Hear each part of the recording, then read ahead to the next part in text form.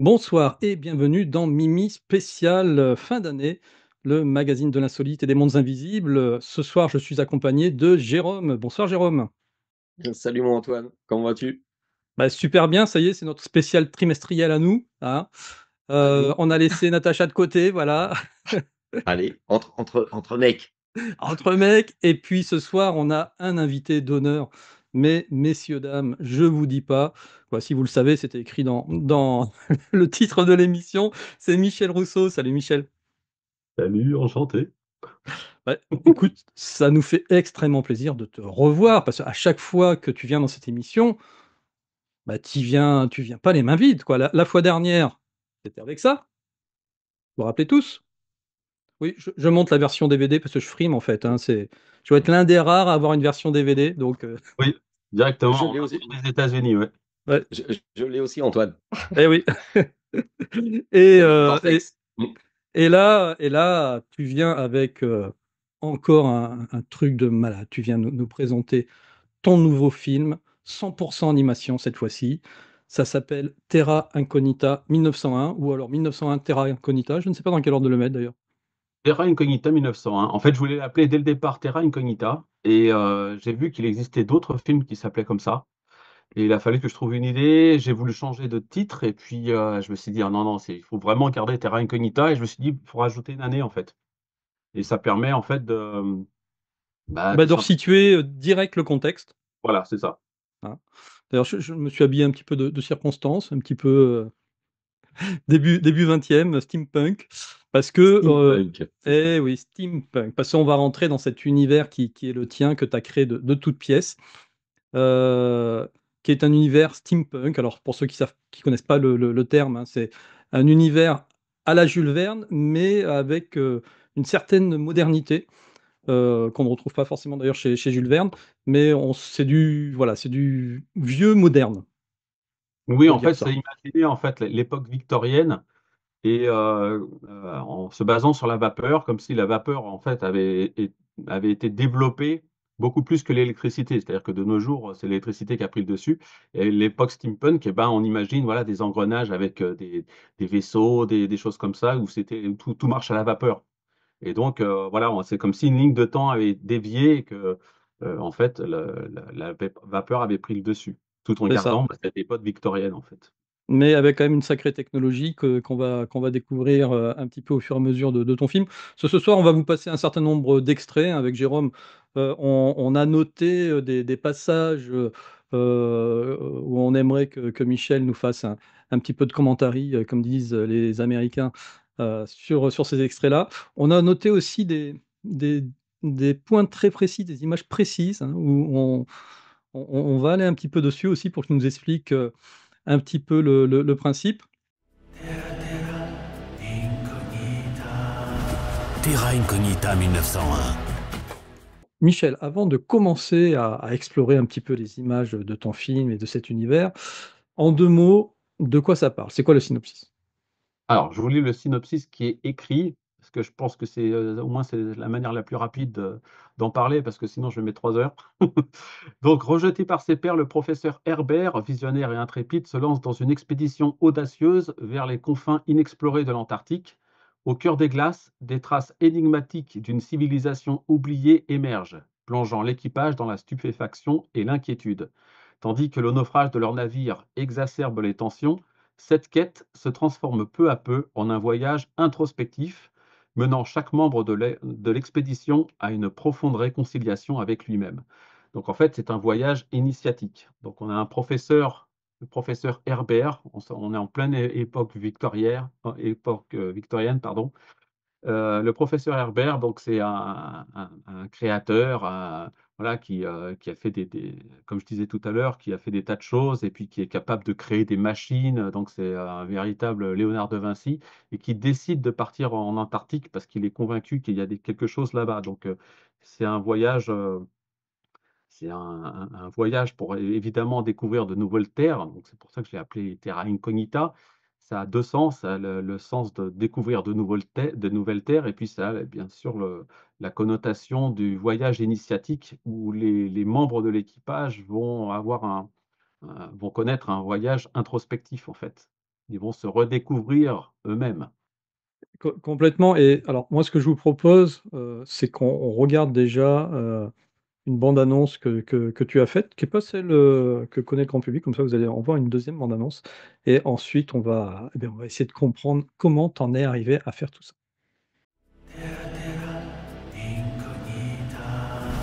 Terra Incognita 1901. Je vous en offre le double.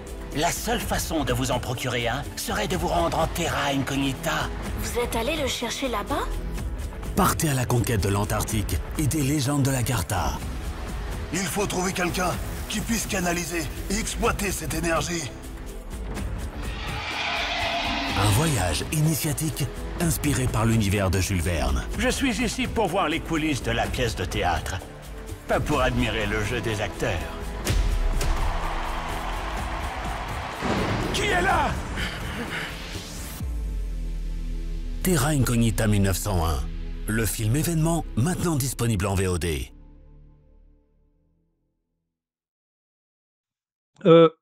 Donc si je résume un peu la situation, Vortex, 4 ans de travail, alors que, Ouais. on n'était pas sur du full image de synthèse, hein. Il y avait beaucoup de tournage, c'est un mélange image de synthèse et tournage, on va dire réel. Là, on est du 100 image de synthèse et vous allez voir tout à l'heure les amis, on est dans un niveau de détail, mais c'est époustouflant et tu l'as fait en moins de 3 ans. Ouais, ouais, 2 ans et 11 mois, je crois, à peu près. Entre la période en fait, la première année, c'est surtout, en fait, le travail sur, justement sur l'univers, sur le scénario, essayer de concevoir tout ça. Et puis la seconde partie, après la première année passée, c'est là, en fait, où tu commences à faire tes exports. Une fois que tu as, en fait, tu tout ton synopsis, tu as toutes tes images, en fait, de préparées en tête. Et c'est là, en fait, où tu où tu qu'une envie, c'est que ça se termine parce qu'en fait, comme je t'avais expliqué, ouais, la même chose pour Vortex, hein, c'est, pendant toute la journée, en fait, tu vas fabriquer la scène, et puis la nuit, tu exportes ta scène et tu exportes, voilà, entre 4 et 8 secondes, en fait, d'animation, par nuit. Et le lendemain matin, tu te réveilles et tu dis: «Ah bah non, ça va pas, j'ai raté, tiens». Tu vois un gros bug en plein milieu de l'animation, tu sais pas pourquoi, c'était pas prévu et puis, tu es obligé de refaire parce qu'il y a un vêtement qui se met mal, parce que, il y a tu sais pas pourquoi, il y a le personnage, à un moment, il y a le sourcil qui se lève ou enfin, c'est que des conneries comme ça, quoi.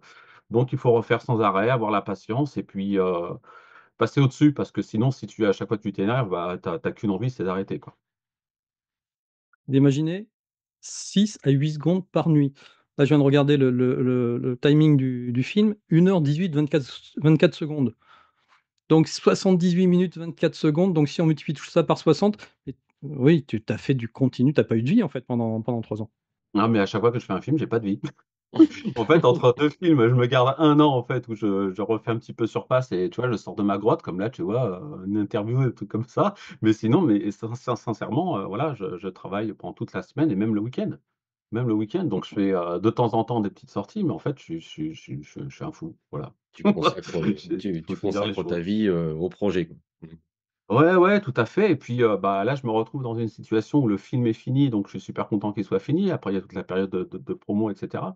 Mais, c'est dur de refaire surface et de revenir, en fait, à la réalité, quoi.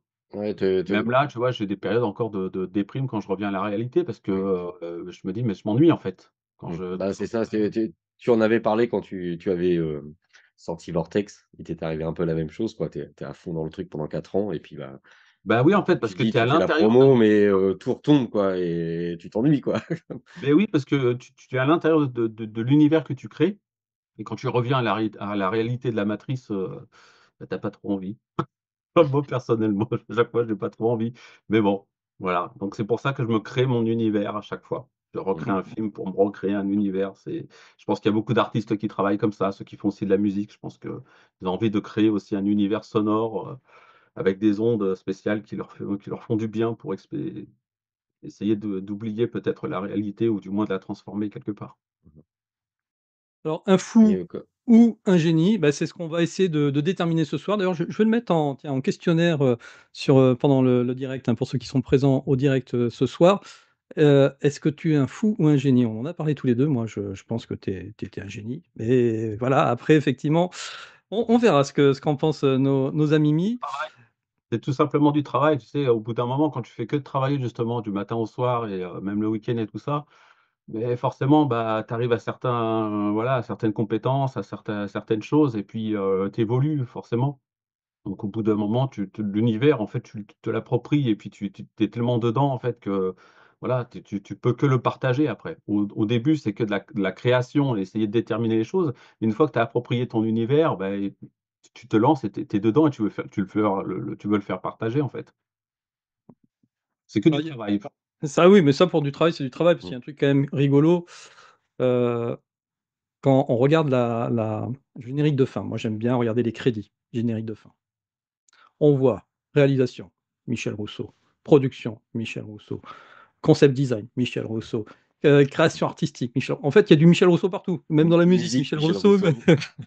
doublage, Bah oui. Michel Rousseau, bon plus ta famille, mais en fait, tu fais tout de A à Z. C'est-à-dire que, heu, tu serais dans un des gros studios, du moment, Pixar, Disney, Netflix ou j'en sais rien, mais il leur faut une armée pour faire ça. Toi, tu es là tout seul et je fais mon truc et je fais un truc, qui est, bah, vous vous en jugerez vous-même, hein, qui est quasi parfait. Donc forcément, parfois il y a des petits trucs, mais ça on les remarque même pas, faut vraiment les chercher. Parce que en plus tu as eu le sens, mais vraiment le sens du détail. Moi j'ai été époustouflé par ce sens du détail que tu as voulu mettre dans chaque image. Beh, c'est ça qui est là où je prends le plus de plaisir, en fait, parce que quand tu as fait ton histoire, tu as ton synopsis, tu sais où tu vas. Mais ce qui est le plus intéressant dans la création, c'est quand tu es en train de faire une scène et puis au dernier moment, tu dis: «Ah, je ferais bien ça». Enfin, moi, c'est surtout l'imprévu qui m'intéresse parce que je vois la manière dont travaillent la plupart des cinéastes. En fait, il faut que tout soit absolument cadré, quoi. J'ai eu, la chance de rencontrer, François Damiens et je lui ai posé la question. Je lui ai dit, bah, parce qu'on c'était, à l'avant-première d'un film et je lui ai dit: «Mais, il y a beaucoup d'humour et cetera. Est-ce que de temps en temps tu te permets, bah, même si bien entendu tout est absolument écrit, mais on a l'impression quelquefois que c'est un petit peu spontané. Est-ce que tu t'autorises certains trucs?» Il me dit: «Mais non en fait, dans n'importe quel film», et je le savais, hein, mais, il m'a confirmé, la chose. En fait, tout est tellement carré que, bah, c'est le plus dur, c'est essayer de retranscrire en fait la comme si tout était simultané, mais, tout est écrit et moi ce que j'aime en fait c'est pour ça que je tiens à rester seul quand je fais quelque chose, c'est qu'il y aura toujours rien n'est écrit totalement pour moi. Moi, je suis parti à partir d'un synopsis. Donc, à chaque fois que je fais une scène, à chaque fois je me dis: «Ah, je rajouterais bien ça. Ah bah non, finalement ça me plaît pas» et je remanie sans arrêt, quoi. Et tu le vois aussi ça plaît pas par exemple à Disney, ce genre de choses. Quand tu vois, qu'ils essayent de trouver à chaque fois un nouveau scénariste pour un nouveau Star Wars, à chaque fois ils le virent parce qu'il faut que tout soit absolument, carré. Il faut reproduire exactement le Star Wars, 1, le tout premier qui était sorti. Et dès que la personne essaie d'ouvrir son univers et ben, soit ça passe, soit ça casse, mais, enfin c'est des questions, qui sont vraiment difficiles. Alors que là, moi, j'ai au moins la chance de pouvoir travailler mon univers sans qu'il y ait une personne au-dessus qui me dise: «Bah non, fais pas ça, ça plaît pas, non mets-moi un truc, un passage woke, mets-moi ceci, cela». Non, ça reste de Michel Rousseau à 100, même pour la musique, même, voilà, c'est tout un univers et j'ai l'impression en fait que quand je délivre en fait le film fini, bah, je délivre une partie de moi-même, tu vois? C'est vraiment, c'est moi, quoi, voilà. Et si quelqu'un me dit: «J'aime pas le film», beh, je dis j'aurais presque envie de lui dire: «Bah, tu m'aimes pas parce Tu que y as c'est mis tes moi». tripes, quoi, c'est toi, quoi. Oui, oui, c'est ça. Mmh. Oui, de toute façon, on le sent bien, hein, comme avec Vortex, que voilà, c'est c'est toi. Tu as mis tout ce que tu avais, dans ta tête et dans ton cœur pour, dans le film, quoi et Oui, en fait, il y a en fait, bah, même c'est pour ça que je dis que le film évolue, c'est que même quand je vais avoir une lecture, je vais lire un bouquin et je vais dire: «Ah ça, faut à tout prix que je le mette dans le film, quoi», tu vois? Donc, mmh, c'est ça que je préfère, en fait, dans la création, c'est justement l'imprévu. Et mmh, même quand je tournais pour Vortex avec mes gamins et tout ça et qu'ils décidaient de changer les dialogues, je dis: «Bah ouais, pourquoi pas? C'est une bonne idée, quoi».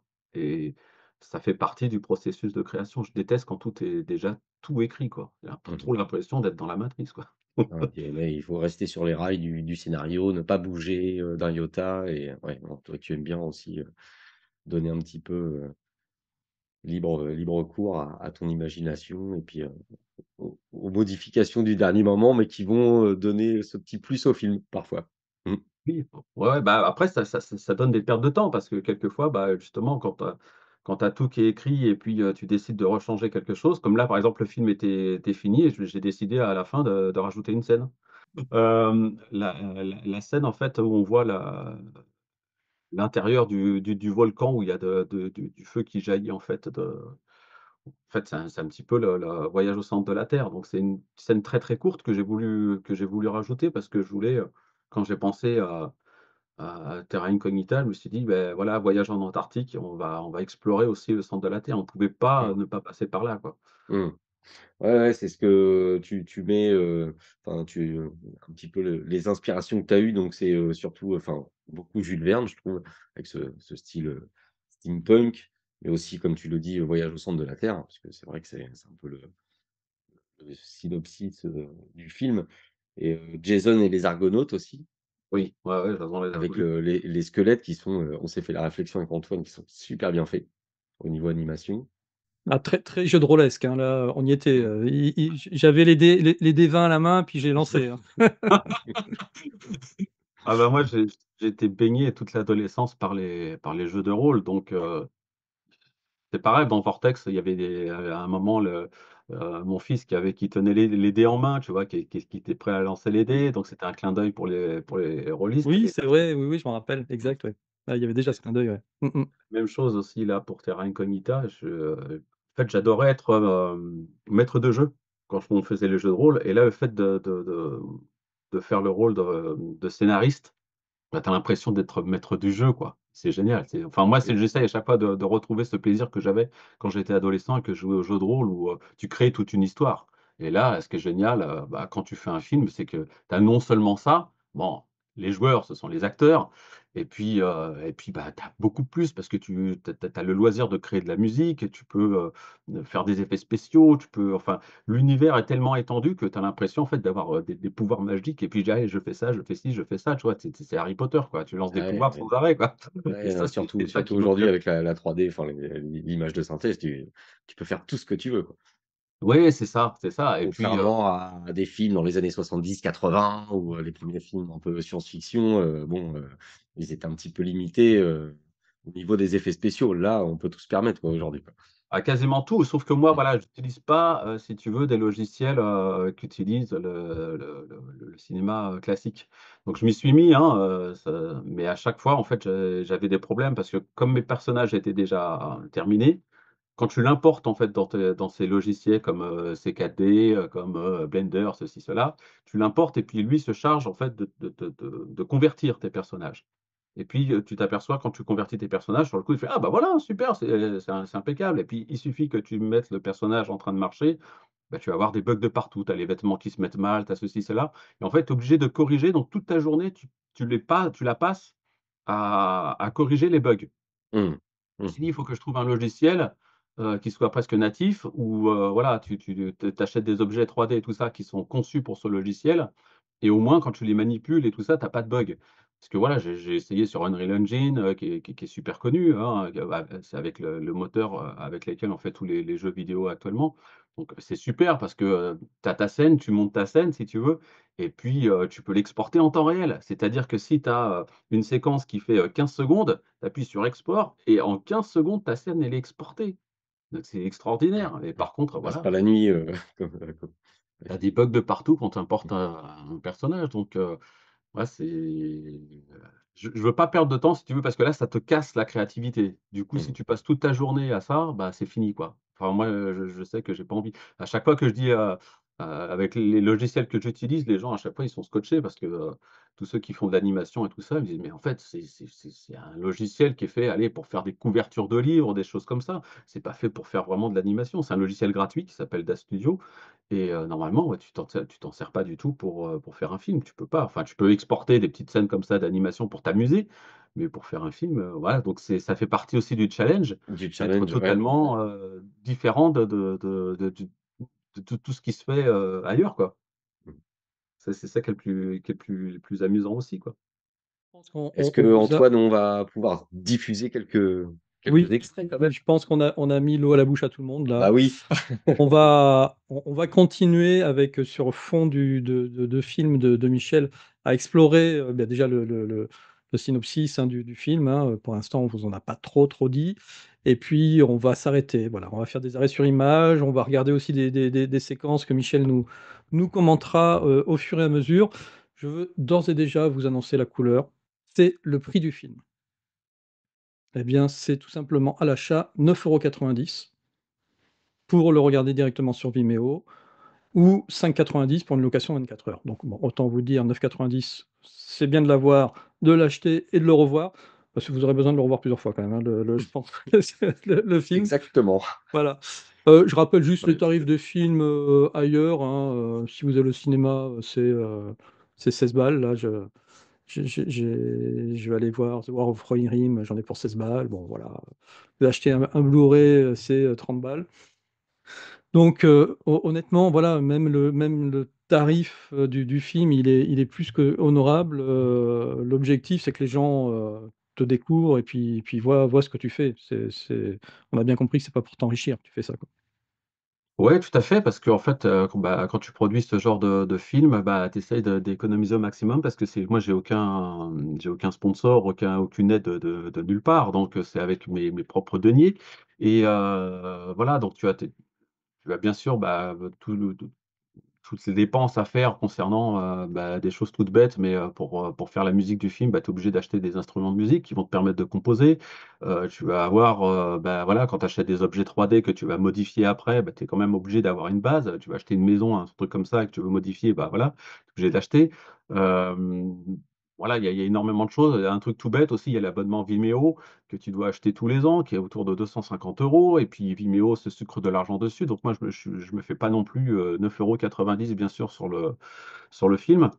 Donc tout ça fait que, bah, voilà pendant, toute la première année, bah, ça va servir, je pense à comme ça avait fait pour Vortex à rembourser en fait toutes les dépenses que j'ai sur le film, quoi. Que les gens n'ont pas forcément conscience parce qu'à chaque fois on me dit: «Ah tu pourrais faire un peu moins» et tout ça, sachant que, les gens ne savent pas non plus que je m'adresse à un marché de niche donc voilà, je suis pas comme, c'est pas un dessin animé Disney qui s'adresse voilà, à absolument tout le monde.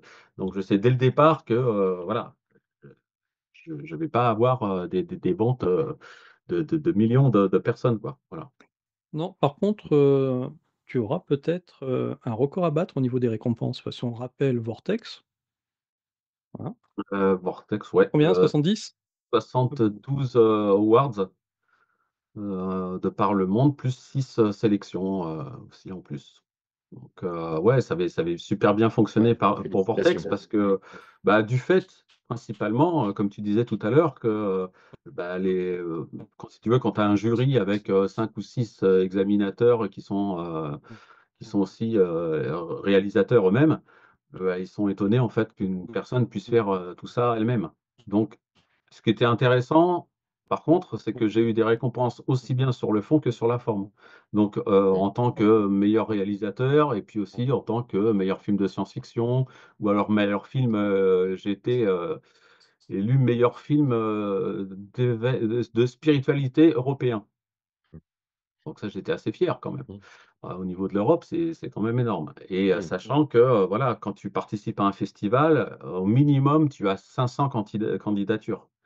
Et bah, j'ai participé à des festivals où il y avait, voilà, près de 2000 candidatures. Donc quand tu as une Ouais, quand tu récompense, sors du lot, avec 2000 candidatures, c'est que voilà, tu es plutôt content, ouais. tu Ouais, as fait ouais. ton Je m'y boulot, quoi. attendais pas Ouais. du tout. Ouais, moi, quand j'avais lancé Vortex, voilà, déjà, j'avais pas prévu que ça sorte, dans certains cinémas où, voilà, on m'a donné l'autorisation déjà de le diffuser dans certains cinémas, donc c'était pas du tout conçu pour ça. Moi, c'était un film pour le web.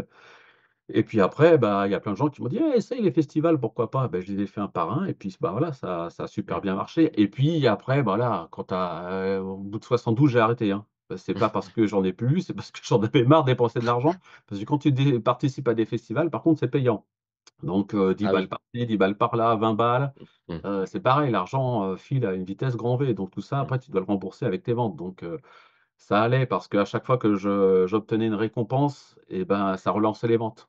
Donc c'est pour Mmh. ça que je continuais en fait, c'est pas Mmh. pour, la gloire, sachant que voilà, aussi quand tu remportes un award, on te propose d'acheter ton trophée. Donc on te le donne pas le trophée et un Ah oui, trophée, c'est d'accord, il faut que tu achètes ta coupe, quoi. voilà, donc c'est entre 150 et 400 €. Donc voilà, tu OK. imagines 72 awards multipliés par 300 balles de moyenne. Oui, pour avoir, sur une étagère derrière Voilà, toi, donc j'en ai acheté un au tout début parce que j'étais fier, voilà, j'avais reçu un award à New York, je me suis dit: «Allez, je me le prends». Donc c'est tout. J'en ai pas pris d'autres parce que voilà, ça c'est je te dis, c'est pas pour, ça sert à rien d'avoir toute une collection enfin moi, je m'en fous complètement, quoi. Par contre, ce qui est intéressant, c'est que, du point de vue de la communication et cetera, tu gagnes ça m'a permis aussi d'avoir un distributeur aux États-Unis, donc qui a distribué le film en DVD et puis sur énormément de plateformes aux États-Unis. Donc ça, c'est bien parce que ça complète Vimeo et là, pour Terra Incognita, voilà, le film, que je commence à avoir les 1 ventes, les premiers échos, donc ça, c'est important aussi qu'il y ait plein de gens, en fait, si vous pouvez mettre des commentaires sur la page Vimeo, c'est super parce que ça permet aux autres de découvrir l'univers un peu plus que la bande annonce, dire ce que vous en avez pensé et puis, voilà, si j'arrive avec mon parce que j'ai un agent et cet agent serait intéressé, en fait, pour, doubler le film en anglais et moi, c'est ce que je voudrais. Moi, je voulais le faire moi-même, en fait, engager des comédiens, mais bon, voilà, le problème, c'est que ça coûte une fortune. Donc si j'ai un agent qui me soutient là-dessus et qui arrive à obtenir une boîte qui peut faire le doublage et cetera, bah, là, ça m'ouvre d'autres portes, si tu veux. Mmh, Aller, mmh. surtout aux États-Unis Et oui, ou ailleurs. Vortex, ça s'était bien vendu, en Corée. Alors c'est vraiment étonnant. Ils avaient même rechangé la couverture et tout, c'était rigolo, quoi. Ça s'est vendu en Corée, ça s'est vendu en Inde, ça s'est vendu en Amérique du Nord. Donc c'est rigolo parce que tous les 2 3 mois, tu vois, j'ai mon relevé de royalties et puis, bah, à chaque fois, je me dis: «Purée, mais c'est dingue» parce que là, en ce moment, ça se trouve, il y a un Indien qui est en train de regarder le film, quoi.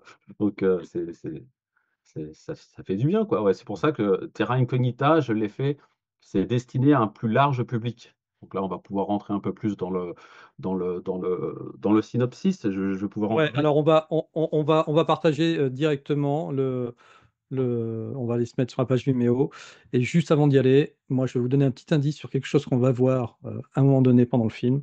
C'est ça.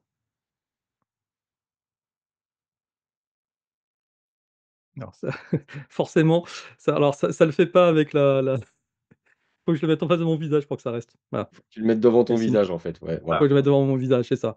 Donc je vous donne un petit indice, ce qu'on va voir à un moment dans le film, c'est quelque chose comme ça. Quand tu me diras: «Michel, si mon interprétation est bonne», en tout cas moi je trouvais que ça ressemblait à Mister Cthulhu. Ah oui, bah oui, forcément, bah, le steampunk, ouais, tu es un peu obligé à un moment de mettre, personnage pieuvre, la pieuvre, c'est obligé, quoi. Mmh. Pareil dans l'univers de Allez, Jules Verne, Va milieu sous les mers. ouais, allez, on partage. Donc voilà le début de Terra Incognita 1901, un film de Michel Rousseau et là, dès le début, on voit le détail, quoi. On voit le niveau de détail. Heu, genre, je sais pas comment on appelle ça, c'est un scrolling, vertical quand tu descends de la caméra comme ça et puis après tu changes de plan, tu continues à descendre. On est vraiment dans des effets de cinéma déjà, hein, à ce niveau-là Ouais, et beh, en fait, j'ai essayé de faire une entrée, en fait, sans générique. Parce que c'est vrai que de nos jours, je sais pas si tu as remarqué, mais la plupart des films qui sont diffusés, sur les plateformes, bah, tu as pas de générique. Donc il faut rentrer directement dans le vif du sujet et c'est ce que j'ai essayé de faire, donner le décor, en fait, parisien et puis steampunk. Voilà, c'était les 2 mots clés qu'il fallait donner. Donc essayer de planter le décor le plus rapidement possible. mmh. Alors, Jérôme, je voulais m'arrêter à 0,45 que tu as laissé passer. Excuse-moi, je reviens. On revient. Alors déjà là, vous apercevez, tu vas nous expliquer là, les reflets sur le 45. voilà, stop. Les reflets déjà sur le carrosse. C'est donc tu aurais pu très bien faire un carrosse qui passe, hein. Non, tu fais un zoom sur, c'est qui ce personnage? C'est Rosa elle ou c'est l'autre Rosa? Je sais plus. Non, là, c'est Léa. Elle, c'est Léa. Donc tu fais un zoom sur Léa, à travers les vitres, de ce carrosse qui sont un peu incurvées, donc effectivement, il y a forcément du reflet et Ouais. déjà, moi je me suis arrêté sur le reflet, j'ai regardé le détail. On voit bien les fenêtres qui sont, de l'autre côté, mais ça, comment tu le fais déjà techniquement parlant? bah, ça, c'est tu montes ta scène, pendant toute la journée, voilà, tu places tous tes éléments du décor et puis, bah, tu commences déjà par, bah, bien vérifier justement que les quand tu mets ta caméra en fait, qu'il y ait pas de reflets gênants, quand tu as des reflets comme ça avec des vitres.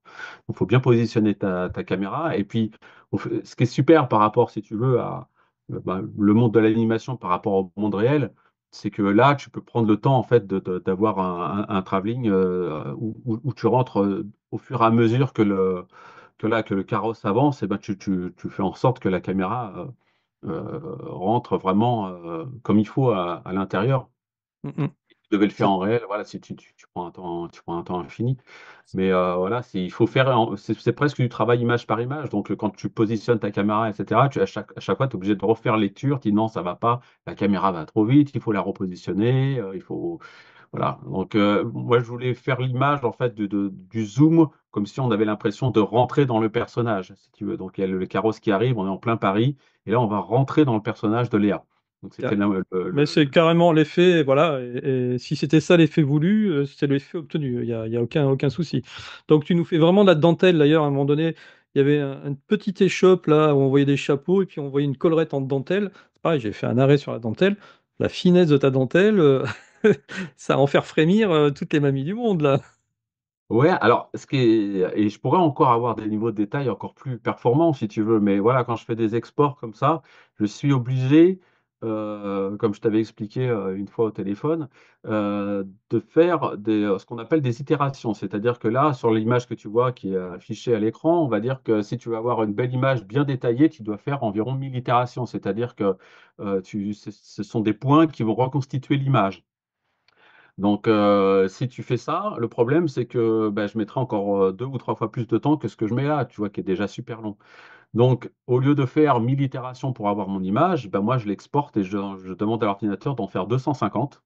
Mais par contre, j'ai un niveau de détail qui est un peu plus faible et puis je vais avoir un phénomène de neige. C'est-à-dire que quand, je vais relire le film, quand je vais relire la séquence et ben, ça fait, tu sais, comme certains films où il y a énormément de Ouais, de neige, parasites, de voilà, bruit vidéo. Mmh. numérique et cetera, qui est vraiment pas beau. C'est pas du beau grain, comme si c'était du film de pellicule. Là, c'est vraiment, de la du des défauts numériques, en fait, et qui vont mal se positionner, qui vont au fur et à mesure, quand tu fais lecture, bah, l'image d'après va être dégueulasse, celle de la suivante va être super belle. Donc, tu es obligé après de passer par des plugins qui vont lisser l'image, qui vont te virer du détail, si tu veux, mais qui vont aplatir un petit peu et qui vont gommer tous ces effets. Donc si j'avais dû là tu me dis qu'il y a un niveau de détail qui est impressionnant, mais si j'avais vraiment dû, exporter, au niveau de détail, supplémentaire, Ça aurait été encore plus bluffant. Parce que là, regardez les amis,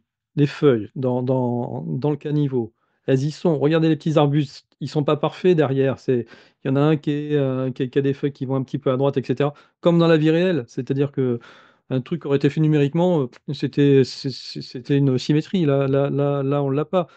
On voit la poignée sur la porte de Bon Appétit. Si vous regardez, à gauche, là, la galerie, on voit qu'il y a un reflet, j'ai l'impression d'apercevoir un chapeau, donc ça doit être à l'intérieur, on voit le tableau.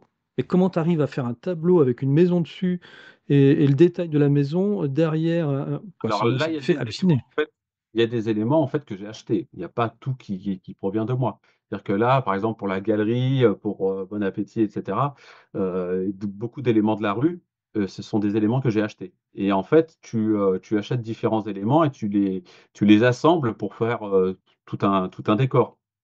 Après, c'est D'ac pas moi qui ai fait spécifiquement le petit tableau que tu vois à l'intérieur de la boutique, tu vois? Donc, d'accord, voilà. oui, mais il faut quand même penser, même si tu l'as acheté, il y a quand même ce qu'on appelle la direction artistique. À un moment donné, il y a ton œil à toi qui s'est dit: «Tiens, ce serait bien quand même d'avoir une espèce de tableau, même pas complet, parce que par rapport à l'angle de la caméra, on ne le voit pas complet, et cetera». C'est voilà, c'est assez bluffant. La galerie atelier, alors elle s'appelle comment cette galerie? Franchement, j'en ai aucune idée parce que là, par exemple, c'était déjà tout D'accord, parce que j'ai pas figure-toi que posé la suite. j'ai cherché sur internet, je me suis dit: «Est-ce Ouais. qu'il a voulu mettre quelque chose?» Et Non. il existe une galerie atelier Berrier, qui est un artiste peintre, D'accord. des années 80 qui, il peignait encore dans les années 2015-2016. Et donc voilà, il y a je me suis demandé si c'était un clin d'œil, alors du coup, si c'est quelque chose que tu as acheté, c'est peut-être, le gars qui l'a construit, qui a voulu faire un clin d'œil à son Peut-être, oui. copain, Serge Berrier et qui a mis la galerie Berrier, Alors sur le cependant, décor. si tu avances quelques secondes après, donc quand on voit Alors, le personnage de Léa qui marche, tu vas oui, voir la cave Rousseau. Et exactement, à 1 minute 06, monsieur Jérôme. Allons-y. là, par contre, c'est volontaire. Ah, bah, je m'en suis douté parce que je me suis dit que là, il y avait peut-être un petit souhait, Alors à toi de finir, je suis pas un ivrogne, c'est juste que c'était écrit cave et j'ai voulu modifier en fait le nom qui est et j'ai écrit cave Rousseau, voilà. ouais, ici, là. Non, non, c'est super bien fait. Mais Non, non. voilà, c'est amusant en fait que ça soit écrit, tu vois, grand vin, bière, spiritueux, avec le bon spiritueux, spirituel, je trouvais ça amusant. Mmh mh. Donc voilà. Et j'ai rajouté le drapeau français, il y a des choses comme ça que j'ai modifiées par rapport au décor que j'ai acheté. Tu vois, quand tu achètes ce type de décor, le problème, c'est que, par exemple, les pierres, elles vont toutes être, toutes comme si elles étaient neuves, tu vois? Donc tu es obligé de les vieillir un petit peu. Donc tu mets de la patine, tu essayes de vieillir, les éléments du décor. Ça, c'est assez rapide à faire, mais c'est des choses que j'aime bien faire par rapport à quand tu achètes tu vois, des éléments 3D qui sont un peu trop clean, quoi. Et Mmh. pour vraiment donner l'ambiance steampunk, il fallait, voilà, des éléments, vieillis, sales, tu vois? Vraiment mettre l'ambiance, toute cette ambiance, quoi, très importante. Complètement. Jérôme, vas-y, continue à faire défiler. On va arriver à 1 minute 36. Heu, bon, on va y aller, tous ensemble, là. Et le premier personnage principal, tu as mis un peu de toi dans le physique du personnage principal? Ben, non, mais par contre, c'est involontaire, mais tu parles du personnage de Gustave, De mais Gustave, ouais. Parce que ouais, l'autre, il y a le professeur qui est le personnage principal, là, c'est l'un des en fait, il y a comme 5 personnages principaux dans l'absolu. Comme il est peut-être prévu que le film, enfin, je suis en train de faire les démarches au CNC pour que le film soit diffusé au cinéma d'ici quelques mois. Je m'étais dit: «Bah, si voilà, je fais des apparitions au cinéma avec des avant-premières, des choses comme ça ou des comment ça s'appelle? Des ciné, débats Mmh. et bien, je pense que je me teindrais la Ouais, la la la barbe en barbe rose. en violet avec les cheveux blancs pour voir ce Parfait, que ça mais donne ah bah, et tu seras dans le personnage. Honnêtement, moi, je trouve qu'il te ressemble quand même. Alors pourquoi je voulais m'arrêter là-dessus? Ouais, vous l'avez vu là? Vas-y, repasse juste un tout petit peu en arrière, Jérôme. Ce mannequin, donc c'est pareil, c'est un truc on le voit que si on est vraiment hyper attentif, aux détails. Et le mannequin, à un moment donné, il cligne des yeux. oui, C'est excellent! Non, mais ça veut dire que, tu vois, à un moment donné, tu te dis: «Je vais m'embêter à faire un truc comme ça, pouf, je le fais cligner mmh, des yeux». ouais, tout à fait, c'est vrai. Là, c'est pareil, bienvenue, votre aura en photo, souriez, prenez la pose. Essayer de détourner un petit peu bah, là, tu vois, on est à l'époque des 1ers appareils photo et essayer de voilà, Eh oui. avec la période steampunk et puis, bah, le fait que ça soit un film d'éveil, bah, voilà, de commencer à introduire, si tu veux, tout le côté spirituel qui va arriver dans le film et commencer par parler de l'aura, parler des fréquences, ce genre de choses, mais voilà, à petit, tu vois, j'y vais par petites touches. Donc là, Mmh tu vois, mh. c'est sur du visuel où, Et voilà, on voit le mot aura qui apparaît, on voit, tu vois, ce genre Mmh de mh. mmh touches. et j'en J'y vais tout profite, doucement, parce que et j'ai pas le même j'en public. profite pour, noter un super esperluette, hein. C'est voilà, pour ceux qui ne savent pas ce qu'est qu'un esperluette, beh, vous le tapez dans Google, vous saurez. Voilà et Alors moi Laura je voulais aller, on va faire un petit bond dans le film, hein, parce qu'on va pas regarder le film en entier, vous êtes d'accord non. avec moi? Je voulais faire un petit bond, j'ai noté à 20 minutes, Oh là, 20. attends, alors du coup, moi Ah, tu as j'ai vu autre 2 chose scè avant? ouais, ouais, j'ai 4-5 scènes rapides. Va à 3:25, Dis-moi. s'il te plaît, Jérôme. Combien? 3:25. À 3:25 précisément. Hop,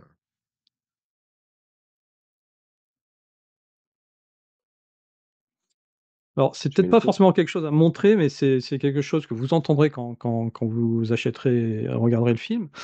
Il parle d'ondes scalaires. Parce que Léa est soignée, grâce aux ondes scalaires. C'est quoi là le concept que tu as voulu, introduire, ici? Bah, j'ai voulu commencer à parler, parce qu'on en parle un peu plus loin dans le film, mais à commencer à parler de Lakhovsky. Mmh. Donc, Lakhovsky qui était un chercheur de la fin du 19e, début 20e siècle, et qui, lui, s'intéressait en fait à la propagation des ondes scalaires. C'était les premiers travaux, en fait, si tu veux, sur Lakhovsky. Ce qui l'intéressait, c'est essayer de guérir des cancers. Et il a fait quelque chose d'extraordinaire, c'est qu'il a réussi à guérir des personnes qui étaient à un stade avancé de cancer, qui étaient au stade 4. Et voilà, il a obtenu des résultats sur, je ne sais plus, 3 ou 4 personnes, et ça n'a pas été validé par la communauté scientifique, soi-disant, parce qu'il n'avait pas respecté le protocole scientifique, traditionnel. Lakhovsky qui est mort, bah, voilà, il a beaucoup travaillé en France, et il est mort renversé par une voiture, à New York, voilà.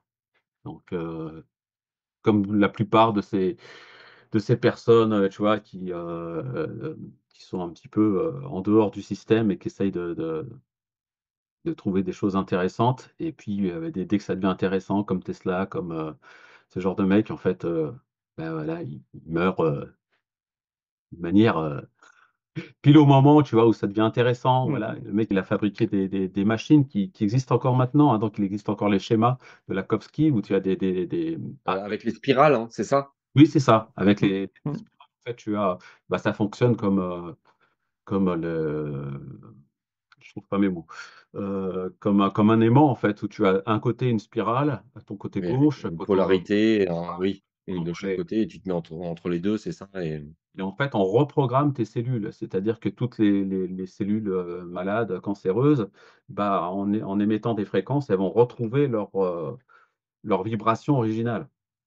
Et ce mec, bah, moi, je pense que c'est la médecine de demain, alors qu'en fait, elle existait depuis très, très longtemps. Bah, après, il est arrivé, Big Pharma et tout le reste, et voilà. On voit très bien qu'avec, tu vois, tous la médecine du futur qui est en train de progresser. On travaille énormément sur les ondes avec tu vois, bientôt dans 10 ou 20 ans, déjà, on aura bientôt des sortes de sarcophages où tu te mettras à l'intérieur, et puis, on te diagnostiquera, tous les problèmes que tu as, et puis, un peu comme dans, Ouais, ce film la avec, ah, je il se bat dans le vaisseau, enfin, le vaisseau qui est en orbite à la fin, où il y a le voilà, fameux je sais sas plus de le nom, mais, voilà, dans une des ah, aidez-nous les amis à vous dans une mettez, dessin italienne aussi, ouais, voilà, un nom mais différent aussi. aussi oui, aussi dans Prometheus, le Donc, tu as des poumon, Medla je crois que c'était Medlab, des trucs comme ça.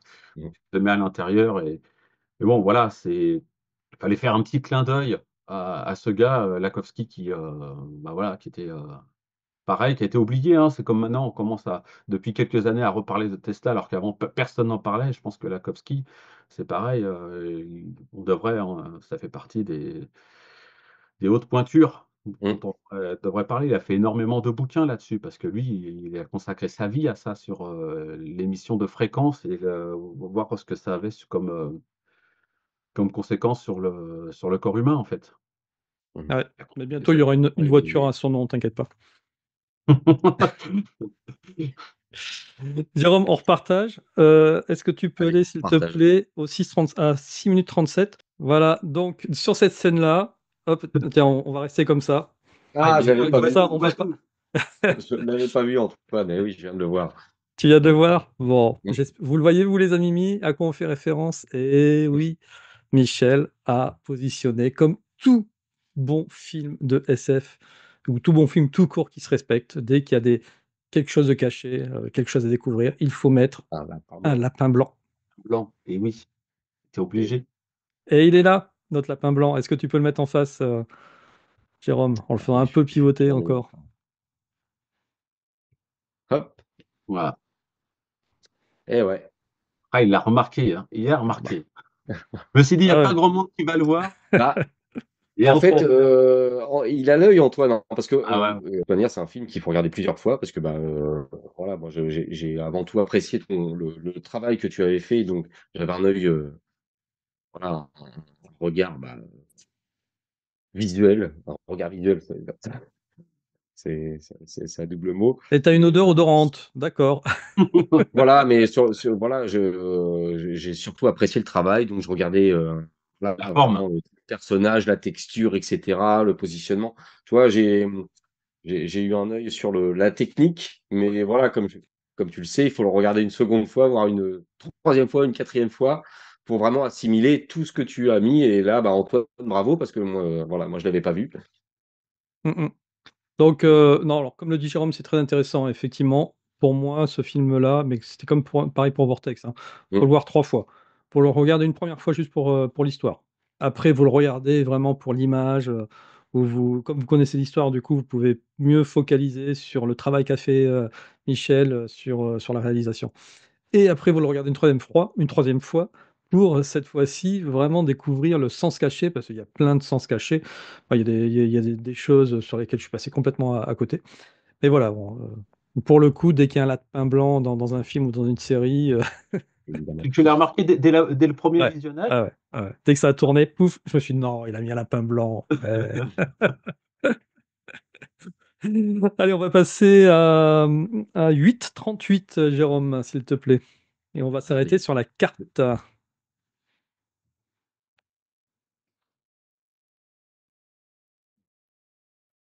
Donc une magnifique carte du monde avec un texte en latin, donc forcément, j'ai été traduire le texte en latin. C'est toi qui l'as écrit le texte du coup ou c'est Non, non, là, c'est un travail de recherche parce que, voilà, tu te doutes que sur ce film, il y a aussi un énorme travail de recherche sur tous les explorateurs qui ont fait l'histoire, en fait, de l'Antarctique, parce que c'est une histoire quand même assez récente. Et il y a eu des navigateurs qui ont dès le départ, fait des cartes. Donc les toutes premières cartes de l'Antarctique sont intéressantes. Et là, ce qui m'intéressait dans cette carte, principalement, c'était la mention de terra incognita. Et j'ai choisi celle-là, c'était la raison principale. Mais c'est vrai que quand tu analyses les cartes, il y a énormément de choses à voir dessus, effectivement. ah mais complètement. Alors déjà, je vais vous traduire, en haut, hein, le Geographia Conjecturalis, de Orbis Terrestris post Diluvium, ce qui signifie géographie conjecturale de la Terre après le déluge. Donc déjà, inconsciemment, ça met dans l'ambiance, quoi. On sait qu'on est sur une période où il y a eu quelque chose avant. Il y a eu un déluge, donc il y a eu sûrement quelque chose avant et qu'on va peut-être découvrir après. Et Ouais, ce qui est intéressant aussi, toutes ces cartes qui ont été faites, au fil des siècles, et que tu vois, là, tu as la mention de terra incognita et puis, tu avais, sur certaines cartes, tu avais carrément des dragons qui étaient dessinés, en Antarctique, pour représenter l'Antarctique, et tu avais des créatures. Donc, tout à fait. vraiment le monde inconnu, qui laisse place à l'imagination totale. Et là, je Complètement. Bah, tout à l'heure, on va continuer un petit peu à avancer sur la carte. Je crois qu'on la revoit juste après. On voit plus de oui, détails. Et donc en haut, alors je vous le lirai pas en latin, mais je vais vous faire la traduction. Il y avait écrit en dessous du titre, ouais, arrête-toi là, Jérôme, s'il te plaît. En dessous du titre, il y avait écrit une transformation de l'opinion de divers géographes à laquelle l'auteur souscrit. Et je me suis dit, ah, à laquelle l'auteur souscrit, tu parles de toi, mais bon. Mais en tout cas, ça tombe bien, quoi. là, c'était Tu, pas volontaire. ouais, J'avoue que j'ai pas analysé la carte comme tu l'as fait en détail. Moi, ce qui m'intéressait uniquement, c'était effectivement cette mention de terra hmm. incognita. Tu peux revenir, Voilà. Jérôme, sur Terra Incognita, s'il te plaît, sur Ouais, la sur carte la carte. du bas. Parce qu'il y a, comme le dit Michel, il y a un petit passage sur cette carte du bas qui est importante. Euh, Tu t'arrêtes dès que tu vois le bas Terra Incognita, parce qu'on va voir sur cette bande qui est glacée, il y a quand même un détail qui est drôle, c'est que on dirait qu'il est dessiné une espèce d'îlot très... là, stop, tu vois, Circulus Antarcticus. J'ai vraiment moi l'impression de voir quelque chose de très verdoyant et pas du tout de complètement Oui, glacé, oui, oui, ça j'avais hein, sur repéré. la petite péninsule là. Oui, oui, tout à Mmh. fait. Sur, énormément de cartes anciennes, et bien, à chaque fois, ils représentent, heu, cette terra incognita, verdoyante, et c'est le récit aussi de nombreux navigateurs. Et je pourrais même te citer, si on a le temps, j'avais fait un petit travail de recherche aussi, parce qu'il y a pas si longtemps que ça, je vais te retrouver ça. Voilà, C'est l'histoire de Edward Allen Oxford. Je ne sais pas si si l'un de vous a entendu parler de cette histoire. Donc, ça se passait pendant la Première Guerre mondiale, donc en 1916.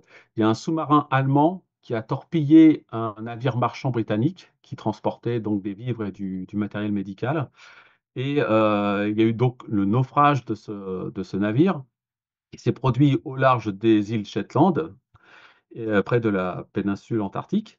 Et donc, l'équipage entier est donc présumé mort, sauf Edward Allen Oxford, donc un marin britannique qui a été retrouvé vivant 2 ans après sa disparition et dans des circonstances incompréhensibles, parce que normalement, voilà, avec cette torpille, tout le monde aurait dû mourir. Mais ce gars-là, donc ça se passait en 1916, en fait, cet incident, et 2 ans plus tard, en 1918, Edward Allen Oxford a été retrouvé. Il a été découvert sur une île sans nom, au nord-ouest de la péninsule. Et ce qui surprend, c'est son témoignage, parce qu'il affirme avoir été abandonné que 6 semaines, alors qu'en fait, il est resté 2 ans. Donc, je pense qu'il a eu des problèmes, en fait, comment on appelle ça, de temps. Spatio-temporel? Ouais, de temps, parce qu'en fait, en Antarctique, bah, voilà, évidemment, t'as des périodes de temps où il fait nuit pendant Oui, quasiment oui, plus de 6 20 mois de heures, quoi. l'année, il fait jour 6 mois de l'année, quoi. Et il a décrit une île voisine où il y avait en fait des températures chaudes et tropicales, couvertes de végétation luxuriante et peuplées d'animaux. Et ce qui est intéressant, c'est que c'est même pas une légende, parce que cette histoire a été documentée par les autorités britanniques. Et ils ont été incapables de fournir une explication rationnelle, mais par contre, ils ont avoué effectivement que cette personne a bien été retrouvée. Et comme ils ont pas réussi à expliquer ce phénomène, surtout le fait qu'il ait dit qu'il y avait de la végétation, que c'était une forêt tropicale sur l'île qu'il a visitée, et ben, ils l'ont foutu dans un asile. Ils l'ont déclaré comme fou et ils l'ont fait interner en Nouvelle-Écosse, au Canada. Et au fil des ans, ce gars-là, il a rédigé pendant qu'il était interné, et puis même après, il a rédigé plus de 200 lettres à sa femme, et il a détaillé en fait tout ce qu'il a vu sur ces îles. Et on a retrouvé une bonne partie de ces lettres. Et voilà, c'est une histoire qui est intéressante, parce que ça s'est passé quand même en 1916-1918, tu vois. Donc c'est ultra, ultra récent finalement. Et Il y a aussi, cette histoire avec un père et son fils aussi, oui, qui était oui, oui, non, je oui, crois tout que à c'était fait. des pêcheurs qui étaient partis, Voilà, là par contre ça se passait en Arctique. C'était pas en oui, Antarctique, mmh, c'était en Arctique effectivement. Mais voilà, ce qui était intéressant dans cette première histoire, c'est Votre honneur, ça se passait dans les 2, c'est-à-dire qu'il pour moi, ils étaient passés dans la terre creuse, on en a parlé il y a pas très oui, longtemps avec Natacha, au nord, et ils étaient oui, ressortis ils par sont le sud. sortis, d'accord. Ils sont ressortis J'avais par pas l'Antarctique. connaissance de directement au pôle sud par contre? Ouais, ils sont Ah ouais? ressortis, par l'Antarctique, ouais, ouais, j'en Ah suis ouais, quasi sûr. d'accord. En suivant une mer intérieure, qui qui les a fait ressortir de l'autre côté. Et en fait, il y a beaucoup d'histoires de navigateurs. Bah, on peut aussi citer Byrd évidemment, oui, hein. l'amiral Byrd, avec Qui a son déclaré aussi, expédition, et d'ailleurs, c'est même pas une légende, parce qu'il existe un document que vous pouvez aussi retrouver sur YouTube, où on voit, voilà, c'est pas de l'intelligence artificielle, hein, c'est un document qui existe depuis très longtemps.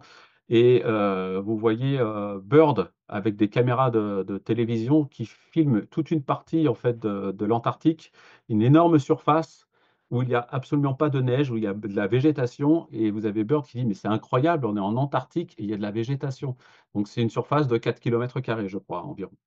Et voilà, tout ça pour dire que ce ne sont pas des légendes, tout ça existe. Et puis, il y a énormément de faits qui sont intéressants. Le fait qu'en Antarctique, il y a plus d'une centaine de volcans quand même. Donc, je crois qu'il y a 138 volcans qui ont été répertoriés de manière officielle, et il y en a 47 qui sont actifs. Et mmh, puis, on a découvert aussi qu'en Antarctique, il y avait des sources d'eau chaude, et avec des températures d'eau chaude qui avoisinaient les 300 degrés. Et donc, il y avait en fait, on a découvert qu'il y avait des endroits en Antarctique qui seraient finalement viables. il suffit que tu sois pas loin, à proximité d'un volcan et que voilà, tu as de la végétation et beh, ça laisse supposer plein de choses. Et puis, il faut se dire que, voilà, comme on connaît absolument rien de l'Antarctique, avec le dégel qu'il y a actuellement en Antarctique, on va forcément retrouver des choses qui vont, à mon avis, bouleverser notre histoire. Et on va trouver d'autres civilisations qui ont vécu en Antarctique, parce qu'on sait qu'avant, il y avait de la végétation. Avant qu'il y ait la glace, il y a une période, en fait, avec le cycle de la Terre, où il y a une période en fait, où c'était tropical en Antarctique. Donc c'est super Ah, intéressant. Ça veut dire que ça se trouve, il y a eu énormément de civilisations qui ont bouleversé notre histoire. Ça me rappelle, le livre de Barjavel. Heu, rafraîchis-moi la mémoire, Antoine. Non, je ne te le rafraîchirai pas parce que ça veut dire que tu n'as pas regardé, Mimi numéro 15, où, je montre, le livre de Barjavel, La nuit des temps. Il y a bien Voilà, longtemps que j'ai décroché les Mimi, Antoine, voyons. La nuit des temps. On en a Désolé. parlé dans le dernier Mimi. Dans le dernier Mimi, bah, j'ai pas eu le temps, figure-toi. Voilà, cramé, tu cramé, Jérôme. Ah, Je beh, me suis oui, tu es noyé tout ça. tout le temps en Égypte et mon c'est par vos voilà, Ah forcément. voilà, que veux-tu? Mais oui, non, mais j'en reviens à ce livre de Barjavel où on découvre, rappelle-moi le titre du coup Antoine, quand même? La nuit des temps, La nuit des la temps, nuit voilà des temps. exactement. Heu, où il retrouve, le corps, d'un homme et une femme, l'homme, n'est pas viable je crois, hein, c'est ça, il disparaît et la femme, ils arrivent à la remettre en vie et elle explique, voilà, qu'elle vient d'une civilisation qui date de plusieurs, De dizaines moins de 12 000, je crois, hein. mmh, Ouais, ouais, mmh de mh. moins 12 000 ans. D'ailleurs, ça pour le coup, c'est vraiment un film à mettre en scène, Ah quoi. oui, bah oui. Le jour où je gagne l'euro-million, les gros lots, j'investis Tu et je chercherai un super réalisateur, Michel, bon, on en eh oui, non mais parlera. c'est vrai, La nuit des temps, ça serait un super Ah ouais, film. Mmh, clairement, mais bien sûr. mmh. Allez Jérôme, on retourne dans La nuit de Terra Incognita. Tu avais noté Allez, toi une séquence à la 20e minute? voilà. Alors on se rend compte que le professeur, hein, il a des lunettes, bleues et rouges. Tu sais, Oui. comme les lunettes qu'on mettait quand on était, pour, enfin, il y a longtemps, hein, pour voir les enfin, il y a pas si longtemps que ça, parce qu'on peut toujours, hein, aller voir dans des salles de cinéma des films en 3D, je crois que c'est sur le même principe, hein. Un œil Oui, alors en bleu, fait, tu voulais savoir à quoi servent ces lunettes, c'est ça? c'est ça. Alors en fait, j'ai essayé de trouver un moyen, si tu veux, de montrer que le professeur analyse les personnages. C'est-à-dire que je vais pas rentrer en profondeur pour pas spoiler, mais ce professeur, en fait, il choisit, 4 personnages et il les choisit pas au hasard. On va découvrir à la Oui, fin du film qu'il les a pas choisis au hasard et donc, si tu veux, pour symboliser le fait qu'il a la possibilité de voir, on va dire au-delà, c'est-à-dire l'aura et cetera, peut-être d'autres dimensions, d'autres choses et cetera. Ces lunettes, la seule chose que je pouvais faire pour symboliser le fait qu'il voit autre chose que notre réalité, c'est de quelque part mettre une sorte de lunettes à effet 3D, tu vois? Avec le bleu et le OK, rouge. d'accord. Donc ça lui permet, ces lunettes, d'observer un petit peu chaque individu qui Ouais, sont autour. les 4 prétendants pour voir s'ils Voilà, sont bien, aptes à voilà, s'ils sont aptes pour ce voyage. OK. OK, bah, merci pour l'info. Voilà, on va découvrir en fait que ce professeur, au fur et à mesure du film, bah, il connaît des tas de choses. Voilà, c'est un érudit, il a une bibliothèque avec des tas de livres, voilà, les personnages, vont découvrir le soir, ils vont rentrer dans les bibliothèques et dans leur chambre, ils vont voir qu'il y a plein de livres sur des tas de domaines, sur l'ésotérisme, sur le symbolisme, sur l'astrologie, et donc, voilà, c'est non seulement un professeur, digne des inventions de Léonard de Vinci, mais qui a énormément de connaissances et qui choisit, en fait, il part pas en expédition avec 500 hommes, comme le Mmh, ferait Byrd, ou, tu vois, il part en Antarctique avec très peu de personnes. ouais, ils sont 4. 5, voilà, comme tu disais, référence au club B5. Oui, ouais, ouais, tout à fait. Mais il manque Dagobert! C'est vrai qu'il manque il manquerait un petit animal, une petite bestiole. Ah si, il y a un petit dragon bleu. Il y a un petit C'est vrai que dragon, tu lui. aurais peut-être pu l'exploiter un peu plus, ce petit dragon bleu. Alors c'est Bah, un c'est perroquet ou un difficile. dragon alors? Mais Ah, je peux pas en parler, pas Ah! spoiler. Il le dira pas. C'est pas vrai. Chacun voit ce qu'il veut, Antoine. On va couper sinon si je te dis. Mais D'ailleurs, justement, je voulais partager cette scène. Eh bien, par rapport aux propos que tient le professeur avec, c'est Rose, hein, c'est ça? oui. Non, non, avec Léa. Là, c'est Rose qu'on voit à l'écran et il parle à Léa. Oui, et après il parle avec Léa, c'est ça. Ouais. Et il lui dit, «Je suis ici pour voir les coulisses de la pièce de théâtre, pas pour admirer, le jeu des acteurs». Parce qu'à un moment, lorsqu'il parlait des aurores boréales, il dit, «Plus vous l'admirez», en parlant du décor, hein, «plus vous en ferez partie». Ouais. Donc voilà, Bah, ouais, ça c'est une référence aussi à, bah, à l'univers aussi de Matrix. Mais aussi en général, bah, je voulais en fait, comme c'est un film qui est destiné aussi bien au grand public qu'à des personnes un peu plus initiées, spirituelles, et cetera, il fallait que je mette un passage quand même où, voilà, ils font un voyage en Antarctique, mais c'est pas pour, voir le décor, voir des aurores boréales, voir, la beauté des paysages blancs, voir le mur de glace.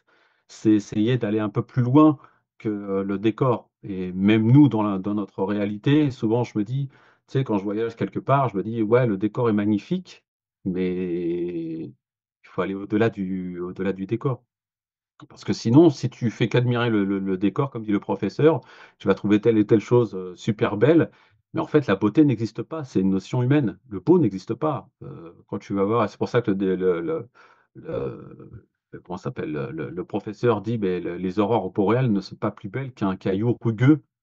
Il y a le C'est uniquement nous qui, bah, qui exploitons, enfin qui pas qui exploitons, mais qui analysons cette matrice et qui lui accordons le tu vois, la vision de la beauté. Mais le Mmh mh. professeur veut aller au-delà de ça. C'est ce qui l'intéresse en allant en Antarctique, c'est aller au-delà de l'aspect, comme on disait tout à l'heure, l'aspect, il veut aller dans le fond et pas seulement sur la forme, quoi.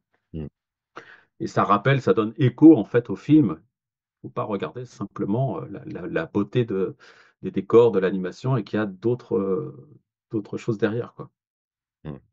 Alors que, tu vois, un truc tout bête, beh, j'ai voulu, voir par exemple, il y a quelques jours, Vaiana 2, tout simplement pour, voir ce qui se faisait en termes d'animation et je me suis dit: «Ben, en fait, il y a aucun fond, c'est que de la forme. Il y a aucun message derrière». C'est que tu vois alors Oui. effectivement, l'univers est merveilleux, tu as des couleurs qui sont superbes, tu dis: «Waouh, c'est trop bien fait».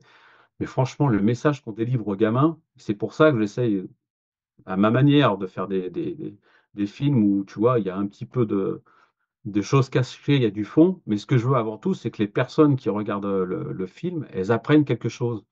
Donc ça va être peut-être à ce passage, ça va être une scène un peu plus loin où, je vais parler de la Turquie avec, tu vois, les souterrains qui existent en Turquie, des choses comme ça, mais je veux que la personne qui visionne ce film, ça soit pas que du divertissement et le problème, c'est que de nos jours, tu regardes n'importe quel film, bah, 99 c'est du divertissement. Enfin, je sais pas vous, quand vous regardez un film, mais qu'est-ce on en a c'est tellement pauvre sur les choses qu'on apprend, quoi. Mmh.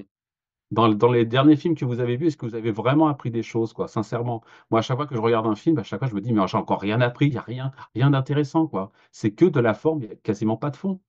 Mmh. Donc c'est voilà, c'était ce Oui, passage-là, bah, je voulais vraiment le mettre en a relief, quoi. après je pense qu'il y a plusieurs, formes de cinéma, on va dire. Et bien, il y a des réalisateurs qui vont faire des films divertissants, quoi. Voilà, c'est uniquement pour le divertissement de la population et on se pose pas de questions, on prend le truc et on regarde ça Bah et et le problème, c'est qu'il y en a beaucoup, quoi.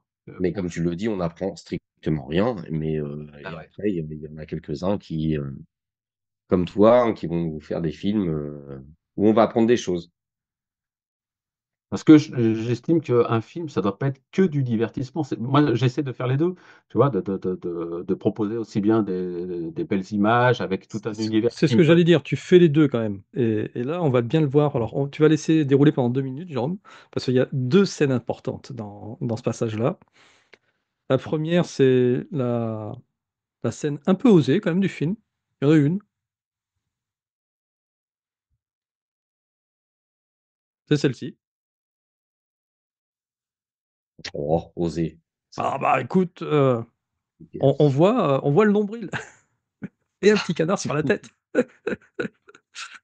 Alors, vraiment Michel, merci, c'était pour me faire une référence à tous les canards que je présente, en ce moment dans mes émissions. Ah, c'est pour le Je le canard, prends en pour fait, que tu je as le tu prends pour moi. bloqué sur la scène, Antoine. Et non, alors plus sérieusement, c'est la suite où là, ils vont faire, une rencontre nez à nez avec, bah, tout simplement un vaisseau. En tout cas, moi, c'est comme ça que je l'interprète. Ouais, alors, juste un petit arrêt justement sur le canard. C'était une référence à Matrix 4. Avec le aussi qui a je sais pas si vous vous souvenez dans Matrix 4, qui a été, Matrix 4 qui a été vraiment, mitraillé de partout et je vous conseille d'aller voir, je crois que c'est ePenseur qui a fait ça sur YouTube, qui a analysé Matrix 4 et je peux vous garantir que vous allez revoir Matrix 4 d'une autre manière et vous allez dire: «Mais purée, mais en fait, c'était un bon film finalement». C'est incroyable en fait, tous les détails qui sont cachés dans Matrix 4, mais par contre ça a été très maladroit en fait la manière dont ça a été fait. Mais par contre, c'est pareil, tu dois faire pause en fait à toutes les Eh 5 oui, secondes à oui. Matrix 4. Alors que Mmh, les gens je l'ont l'ai regardé comme un film d'action justement, comme on était en train de dire, et ils ont pas vu, même moi, hein, le premier, hein, j'ai essayé quand je l'ai vu la première fois, je dis: «Ah, faut le revoir, faut le revoir». Mais après quand j'ai vu exactement. l'analyse de e-penseur, mais regardez-la quoi, vous allez être, subjugué. E-penseur, tu dis?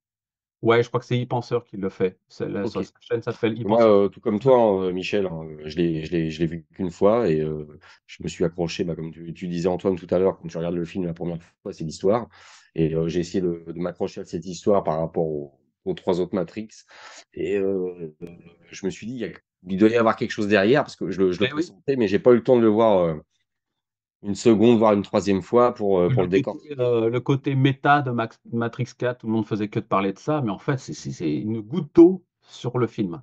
Il faut OK. vraiment voir le travail qu'a réalisé, ouais, je crois qu'il s'appelle Bon, ePenseur. ouais, je le mettrai en lien dans la description de la vidéo Extraordinaire, vraiment, et parce que du coup, effectivement, tu nous as donné envie de le regarder une nouvelle fois.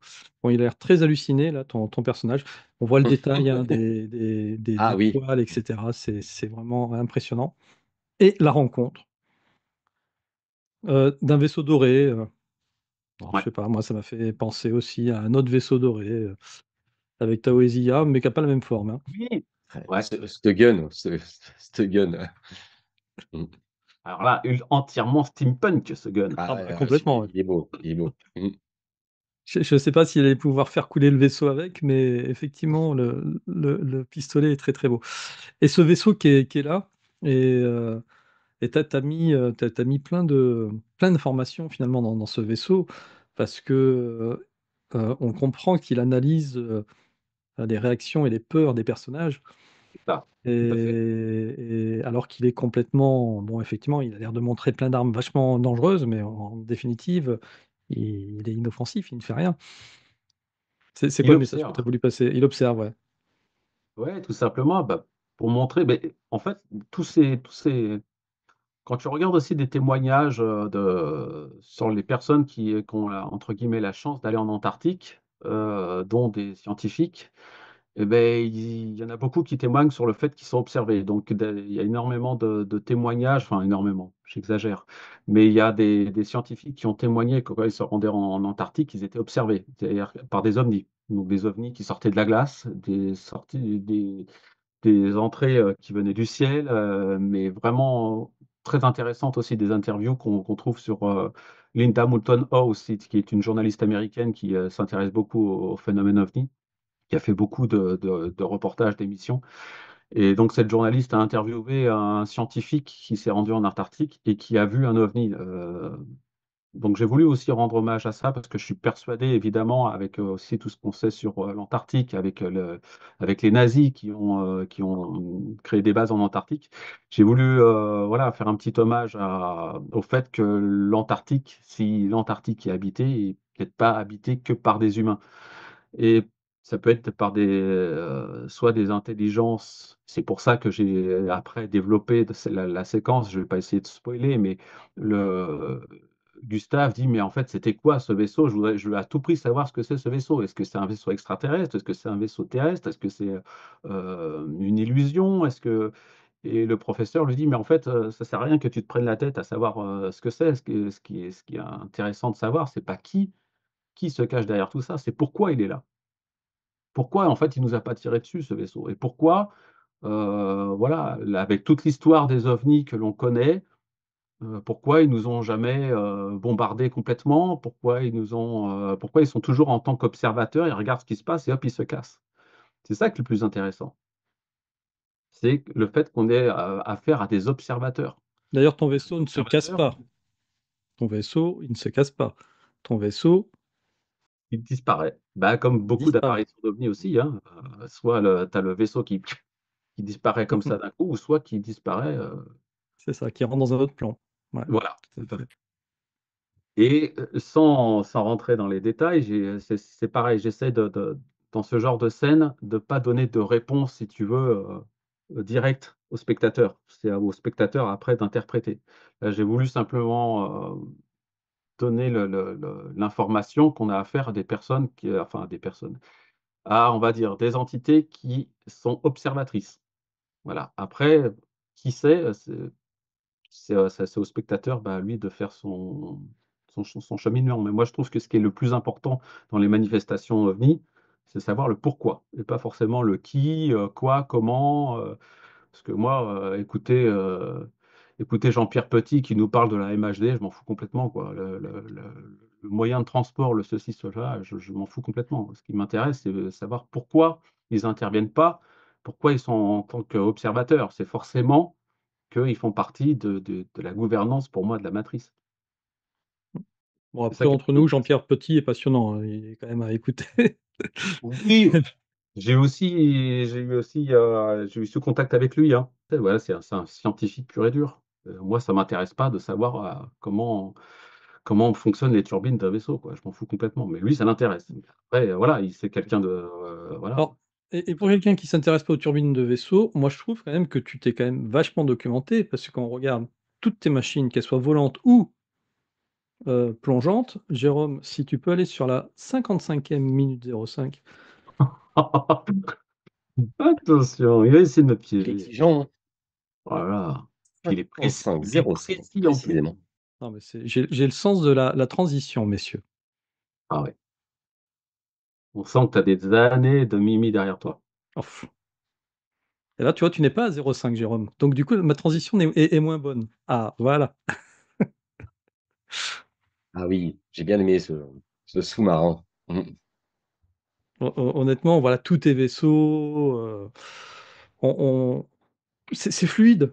Tu vois? On n'a pas l'impression que c'est un geek qui a fait, qui a fait son animation de vaisseau, tout est fluide et puis tu sens le mouvement qui est là, qui est normal, tu vois?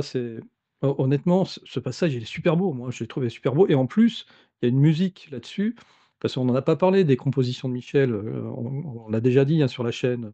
Mon générique Mimi, c'est Michel qui qui l'a construit, c'était pour les Gardiens de la Matrice et ouais, tu es aussi, pour moi, un très grand compositeur. Laisse-le défiler, Jérôme, s'il te plaît, jusqu'à Je vous mets 56-10. le son, je vous mets le son avec, Non, non, ça sert à rien, ça sert à rien. Mets pas de son, ça sert à rien. je mets Heu, pas son alors. ouais, Excuse-moi. bah, i voilà, il faut acheter le film pour pouvoir, apprécier le son. Tu fais tout seul, là aussi, au niveau du son, Oui, oui, oui, tout à fait. Ouais, ouais.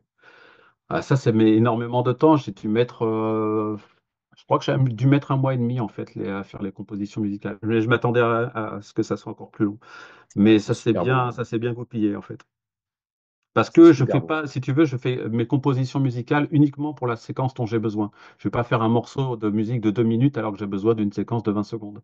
mmh Donc il y a plein de gens qui me disent: «Ah ça j'aimerais bien avoir la musique, du film» et je dis: «Bah ouais, mais tu vas avoir une séquence à chaque fois de 20 secondes et après on passe à Ouais, une autre je suis le seconde». premier à le dire d'ailleurs, là, moi j'en ai repéré, 2, tu vois? Alors bah, cette séquence-là est super belle et puis à 11:56 aussi, la séquence est super belle. Honnêtement, il faut développer le morceau en entier, si tu l'as pas développé en entier parce que, il y a un vrai potentiel sur Ouais, ces morceaux. Ouais, c'est pareil, une fois que le film est terminé, en fait, tu es tellement content que ça soit fini. Oui. Après, peut-être avec le recul, tu vois, d'ici, quelques mois, je vais dire: «Allez, je me remets un peu à la compo pour entre guillemets, «pour m'amuser». Mais là, ça Mmh serait mh. pas de l'amusement parce que j'ai tellement bossé dessus que ce sera encore du travail, tu vois? Il faut pas que ça soit du travail.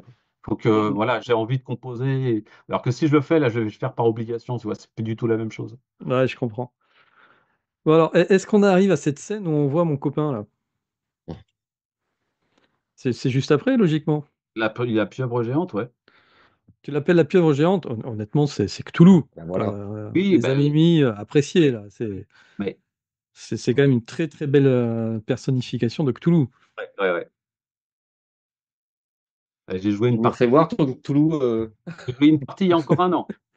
Bon ça, c'est un Cthulhu pop, donc c'est pas le même, hein, mais tout y est là, les petites trompes, non, non, honnêtement, moi, j'ai trouvé, superbe, vraiment superbe, ce Cthulhu-là. Et puis, comme tu le disais tout à l'heure, hein, pour les rôlistes, le clin d'œil, Bah oui, il y est oui, oui. direct. Ah ouais, ouais, je te dis, j'ai joué à l'appel de Cthulhu il y a un an. J'ai refait une partie il y a un an. Mmh mh. Tu on eu va le temps faire de faire une c'est partie ça. de Cthulhu, au milieu de tout ça? Ouais, bah, figure-toi Incroyable. que j'étais inscrit à comment ça s'appelle? Un club de jeux, en fait, qui est près de chez moi. J'y allais tous les vendredis soirs, pour me détendre justement et puis après, bah, j'ai eu tellement de travail, pour terminer le film que j'y suis Mmh. plus retourné, mais voilà, Mais ça fait mais d'un partie autre côté, il y a tellement d'imagination derrière ta production, tellement d'idées, c'est extrêmement fertile. C'est clair qu'il faut que tu puisses ça, tu vois, il faut que tu arrives à trouver des sources d'inspiration. Ouais, mais moi je rêve en fait, je rêve que le film marche super bien, donc allez-y acheter le film s'il vous plaît, pour que je puisse faire des suites parce que je trouve que pour ce film-là, je pense que l'univers peut être étendu, mais à plein de choses, à la bande dessinée, aux jeux de rôle. Tu vois, ça peut carrément être, si tu veux, un supplément pour Apex de Toulouse. Enfin, Mmh. il y a des possibilités en fait, énormes, je pense, avec ce film. Moi, j'aimerais bien faire la suite du film, quoi. Je rêverais, c'est pareil, je m'étais dit, «Si le film marche, mais moi je veux faire des figurines des personnages» parce que je me suis embêté en fait à faire à choisir les costumes, à choisir les coupes un peu modernes et à la fois, victoriennes, tu vois? À faire un mélange entre les Mmh 2. mh. Et j'ai dit: J'ai créé un univers, je voudrais en fait le développer parce que là, c'est un aperçu et j'ai l'impression d'avoir ouvert une porte et qu'il faut que je développe le truc, quoi. Moi, je Ah si, rêverais de alors faire le 2. s'il y a des Michel, il figurines faut que tu fasses, des petits canards, steampunk, comme ça eh oui, c'est ça. il va te les acheter. Ou si tu fais une collab avec, Funko Pop, là, c'est la consécration, Michel. Mmh. Ah là, oui, oui, ah bah, oui. Ah. Bon, et vraiment, je sais pas les amis ce que vous en pensez, voilà, on vous a montré un certain nombre de choses sans vous spoiler, on a essayé de passer entre les trucs. Tu avais autre chose à montrer, Jérôme, ou c'était bon Non, pour, non, moi c'est bon. c'est bon pour Bon, toi? Alors, Michel, avant de conclure cette, belle émission, moi, j'aimerais juste revenir, sur ton générique de fin, où tu as, cité quelqu'un dans ce générique de fin que je ne connaissais pas. C'est, Bruce Schwartz, qui est oui. décédé d'ailleurs, je crois en septembre dernier à l'âge de 49 ans. C'est un ufologue, canadien, c'est ça? Oui, ufologue et puis, astronome et qui avait D'accord. un équipement, quasi professionnel parce qu'il avait quand même un télescope qui coûtait, plus de 30 000 €. Donc c'est pas tu vois, il a vraiment investi, tout l'argent qu'il avait dedans. Il s'est équipé en fait pour, relier un appareil photo, Canon, pour filmer la Lune parce que lui ce qui l'intéresse, c'est de filmer la Lune. Et quasiment tous les soirs depuis moi je le suivais depuis des années, je crois que c'est en 2016, je crois que j'ai commencé à le suivre. Il filmait la Lune, mais on va dire que c'était quasiment quotidien. Il faisait au moins minimum 2 ou 3 émissions par semaine et il filmait la Lune et il diffusait les images qu'il voyait. Mais en fait, c'était incroyable, incroyable parce que, il a trouvé une technique en fait, non seulement son télescope est ultra performant, donc tu t'imagines un télescope de 30 000 €, mais en plus il a greffé sur ce télescope avec les connaissances qu'il avait, tout ça, pour essayer d'augmenter les performances de ce télescope, il a greffé d'autres lentilles et il arrivait à filmer la Lune, mais tu voyais en fait quasiment bah, faut le dire, il voyait des bâtiments, il voyait des boules de lumière qui sortaient des cratères de la Lune, mais c'était très, très, très régulier et c'était une personne très sérieuse. C'était pas, voilà, il faisait pas des montages vidéo, c'était pas du truqué. Il faut savoir que, voilà, une personne qui fait ça, en général, tu vois, quelqu'un qui fait des montages, des trucages pour s'amuser, bah, il le fait une fois, 2 fois, mais là, ça a duré pendant, voilà, au moins moi je le suivais depuis 2016, mais je pense qu'il avait commencé avant et voilà, c'était pas un rigolo, c'était quelqu'un de voilà, qui est vraiment passionné par l'ufologie et qui avait du matériel. En général, pareil, ceux qui font des conneries, des petits montages, ils prennent ça avec leur petit téléphone, ils font deux trois montages et puis c'est fini. Mais quelqu'un qui dépense de l'argent pour avoir du matériel performant et qui vraiment se donne les moyens de le faire, voilà, c'était quelqu'un de ultra sérieux. Il est décédé donc en septembre de raisons inconnues. C'est-à-dire qu'il était retrouvé, chez Mort dans lui, sa salle de bain, c'est ça? voilà, mort dans sa salle de bain assis Mmh. et il n'avait pas de problème, physique. Donc on ne sait pas, on a actuellement bon, j'ai contacté son frère qui m'a dit qu'en fait, il y avait une autopsie qui allait être réalisée, mais il m'a dit: «Au Canada, le problème, c'est que l'autopsie on peut avoir les résultats dans un an». Donc pour l'instant, ils ne D'accord. savent toujours pas de quoi il est mort. Encore peut-être une disparition à la Lakovski?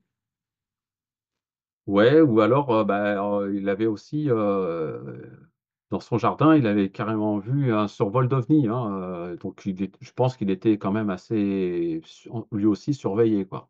Je pense Mmh. qu'il y avait des entités qui savaient très bien ce qu'ils faisaient, quoi Mmh. et qui étaient au Et courant que ça commençait à devenir, connu ce qu'ils faisaient, quoi, tu vois? Donc ce petit clin d'œil pour lui, dans le film, quand le professeur dit, «J'ai vu des boules sortir de cratères» et cetera, quoi. Oui, tout à fait, ouais. OK. C'était une séquence qui était prévue pour lui et il est mort, juste avant la fin du film.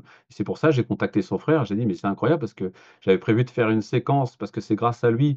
Puis bon, d'autres lectures, hein, «Il n'était pas seul sur la lune» et cetera, des bouquins qui sont sortis, il y a quelques années, vous connaissez le bouquin «Il n'était pas seul sur la lune» qui est sorti, Oui, de voilà, Georges Léonard.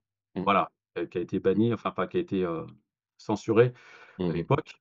Il y a d'autres bouquins aussi qui sont ultra intéressants sur le fait que la Lune soit habitée. Moi, j'en suis maintenant plus que persuadé, quoi. Pénétration de Ingo Swann aussi. Mmh. Voilà, tout à fait et le fait que moi, ça m'a fait vraiment mal parce que c'était quelqu'un que je suivais, voilà, je regardais au moins une fois par semaine ses vidéos parce que j'étais vraiment fasciné à chaque fois par ce qu'il arrivait à filmer. Ses vidéos sont toujours en ligne, donc ceux qui ne le connaissent pas, je vous invite à aller voir un petit peu ce qu'il filmait. C'est incroyable, quoi, incroyable. Alors évidemment, hein, vous n'avez pas la netteté vous n'avez pas le piqué, du dernier, Sony, je sais pas quoi, mais voilà, il faut le voir pour y croire, hein. Mmh. Vraiment impressionnant tout ce qu'il filmait. OK. Donc il figure, du coup en bonne place, dans ton générique de fin pour lui rendre ce bel hommage. Oui, tout à fait. Ça fait partie des personnes, je crois, qui m'ont vraiment fait évoluer sur tout le plan. Moi, ça fait quand même depuis moi, je me suis intéressé au phénomène OVNI depuis l'âge de 14 ans, donc j'en ai vu des choses. Mais là, le fait que c'était quelqu'un de très sérieux et qui publiait vraiment régulièrement avec beaucoup de sérieux, bah, Mmh. ça m'a fait mal quand il est décédé. Oui et je Et rappelle à ce qui nos est ce amis qui que tu as est produit 1947 aussi, mmh, Oui, comme film. oui, En passant, hein, c'est mmh voilà, c'est et un sujet que tu connais.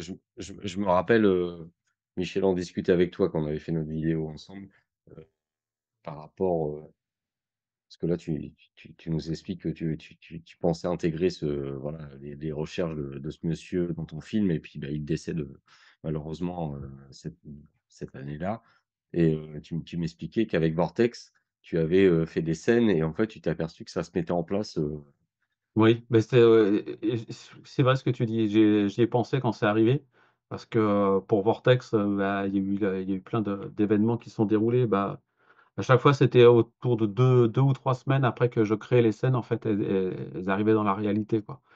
Donc là, quand c'est arrivé aussi pour Bruce, j'ai dit: «Merde, c'est pas possible, quoi». J'étais scotché, quoi. mmh. Voilà, c'est pas non plus, c'est pas seulement un film initiatique, c'est un film, Beh, il y a des personnes qui me disent mais même au point de vue numérologie, il y a des personnes qui m'ont dit qu'en fait, j'étais médium et que, bah, je devrais exploiter le truc, mais voilà, je sais pas comment je sais pas comment m'y prendre, mais voilà, peut-être Bah, que tu t'y prends bien pour le moment. Moi, je trouve que voilà, c'est une belle façon d'exprimer ce que tu ressens, au travers des films que tu fais parce que beh, tu sais que Ouais, c'est un médium. quand il y a eu le tsunami, le matin, quand je me suis réveillé, je savais pas du tout que bien sûr que ça allait arriver, je venais tout juste de me lever le matin, ma femme se lève, elle devait partir pour aller travailler et je lui dis: «Mais n'y va pas». Elle me dit: «Mais pourquoi?» J'ai l'impression qu'il va y avoir un événement à portée, presque mondiale, je lui dis: «Essaye de rester à la maison parce que je sens qu'il va arriver quelque chose de très, très, très, très grave». Et bah, quelques minutes après, on apprenait en fait, l'épisode du tsunami. Mais par contre, je l'avais ressenti avec une force, mais incroyable, quoi. Vraiment, alors, j'avais pas vu, l'événement en détail, hein, mais je savais qu'il y avait un événement, très, très il y a important quelque qui venait de chose, se quoi. dérouler. Mmh. Mmh. Ouais, bah, écoute, tu as des facultés médiumniques que tu Bah, laisses peut-être qu'il faudrait transparaître les développer. au travers de l'imagination quand tu fais ton film, donc voilà, à bon Et puis de toute entendeur. manière, un médium, c'est quelqu'un qui est au milieu, qui fait, le passage entre un monde et un autre. Eh bien, Michel, moi je pense que c'est ce que tu fais. Tu fais, le passage entre notre monde et le monde que tu imagines et la passerelle, elle est très, très belle et vraiment les amis, si vous n'avez pas été convaincus, par, déjà si vous êtes restés sur ces 2 heures d'émission, je pense que vous avez été convaincus et que la première chose que vous allez faire une fois que vous allez, raccrocher, c'est d'aller sur Vimeo et de commander le film de Michel. En plus, c'est la super bonne période, hein. On arrive à Noël, c'est un film qu'il faut regarder tranquille, c'est pas un film qu'il faut regarder en sortant du boulot stressé, machin. Faut être tranquille dans son canapé et puis apprécier le moment, voilà, en prendre plein les mirettes et apprécier le moment et puis, s'il Avec y a un des thé ou petits un chocolat chaud. exactement et puis s'il y a des petits passages que vous comprenez pas du premier coup, et bien de toute manière, il faut les regarder une deuxième fois et puis il faut les regarder une troisième fois parce que voilà, c'est des strates, hein, c'est des poupées russes inversées, Eh et oui, il oui, faut il y a des petits clins d'œil, comme le lapin blanc que tu repérais, Antoine, voilà. Mmh. bon, mais voilà Michel, on se revoit dans 3 ans. Heu, ouais, en plus, tu dis ça avec humour, mais Non, 2 ans, en fait, il Ah raccourcit oui, à c'est chaque vrai. fois, tu vu, c'est 4 ans, 3 ans, Mmh. donc dans 2 ans. ah ouais, ça serait bien. Ah ouais, j'aimerais bien. Bah, en plus, si j'arrive à avoir une carte graphique plus performante, parce qu'en fait, tous Voilà. les 2 ans, en fait, à chaque fois qu'il y a une carte graphique haut de gamme qui sort, et bah, elle est 2 fois plus rapide que la précédente. Donc, si effectivement il y a une nouvelle carte graphique qui sort et qui est 2 fois plus performante que la mienne, et ben, rendez-vous dans 2 ans et pas 3. Allez, le défi.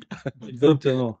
Et puis ce que je disais à Michel, c'est que là, à un moment donné, il faut qu'il arrête de faire les choses toute seule. Il faut qu'il s'entoure, qu'il demande à la communauté et à un moment donné, il faut faire un Ulule ou un KissKissBankBang ou ce que tu veux, Michel, pour, voilà, pour que les gens montrent que, bien oui, ça les intéresse ce que tu fais, qu'ils participent et que du coup, que tu partes avec un coup d'avance et que derrière, Ouais, tout tu à tu fait. peux tu peux même t'entourer, tu y as pas pensé à un moment donné à peut-être t'entourer d'une équipe de gens avec qui tu pourrais, Alors, diriger, travailler et pour l'instant, j'y songe pas parce que je veux conserver, toujours cet univers, Michel Rousseau, tu vois? Vraiment sortir ouais, mais si de c'est toi le chef d'orchestre, tu oui, conserves ton univers.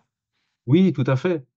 Mais ouais, effectivement, par contre, pour la partie Ulule, je pense que je vais y réfléchir sérieusement parce que le problème, tu vois, quand tu fais un film, c'est que, quand tu occupes, 5 ou 6 métiers différents, 5 ou 6 postes différents, bah, tu arrives à la fin du film où il faut encore s'occuper de la partie marketing et qui, moi, m'intéresse pas trop, quoi, et qui est très difficile parce qu'il faut avoir un réseau, parce qu'il faut entretenir, surtout de nos jours, voilà, si tu postes pas une vidéo ou si tu postes pas un article tous les 2 jours et ben, ça y est, tu es déjà oublié, quoi et ça, je suis j'ai beaucoup de mal, en fait, avec ça, avec cette façon de travailler. Donc je pense qu'il y a des personnes qui le feraient beaucoup mieux que moi et qui m'aideraient beaucoup, en fait, à développer le truc. Donc voilà, je pense que si il y a un prochain film, effectivement, je commencerai, par être garanti, en fait, d'avoir un réseau de personnes qui sont intéressées par le film.